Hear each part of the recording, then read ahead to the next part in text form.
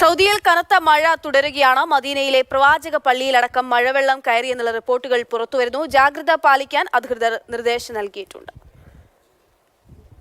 തുടർച്ചയായി ഇന്നും സൗദിയിൽ മഴ തുടരുകയാണ്. മഴയിൽ വിവിധ പ്രദേശങ്ങൾ വെള്ളത്തിലായി. റോഡുകളിൽ ഗതാഗത തടസ്സമുണ്ടായി.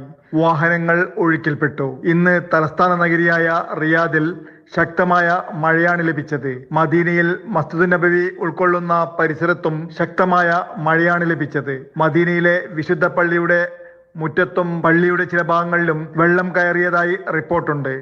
ചരിത്രപ്രസിദ്ധമായ ഇസ്ലാമിക യുദ്ധം നടന്ന ഉഹദ് മല സ്ഥിതി ചെയ്യുന്ന ഭാഗത്ത് വെള്ളം ഒഴുകുന്നത് സോഷ്യൽ മീഡിയയിൽ വൈറലായി.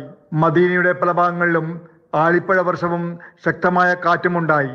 കഴിഞ്ഞ 24 മണിക്കൂറിനുള്ളിൽ മദീന മേഖലയിലെ അൽ-ഔസ്ദാം നിരീക്ഷണ കേന്ദ്രത്തിൽ 62.4 മീറ്ററാണ് ജലനിരപ്പ് ഉയർന്നത്. ഇന്ന് രാവിലെയാണ് തലസ്ഥാന നഗരിയായ റിയാദിലെ വിവിധ സ്ഥലങ്ങളിൽ സാമാന്യം ശക്തമായ മഴ ലഭിച്ചത്. അടുത്ത തിങ്കളാഴ്ച വരെ മഴ തുടരുമെന്ന് സൗദി കാലാവസ്ഥാ വിഭാഗം ഇന്ന് വീണ്ടും മുന്നറിയിപ്പ് നൽകിയിട്ടുണ്ട്. സുരക്ഷാ നിർദ്ദേശങ്ങൾ പാലിക്കണമെന്ന് Saudi General Directorate of Civil Defence അറിയിച്ചിട്ടുണ്ട്. വിവിധ പ്രദേശങ്ങളിലെ വിദ്യാലയങ്ങൾക്ക് അവധി നൽകിയിട്ടുമുണ്ട്. Jafar Ali Palakkot, Mathrubhumi news, Jeddah.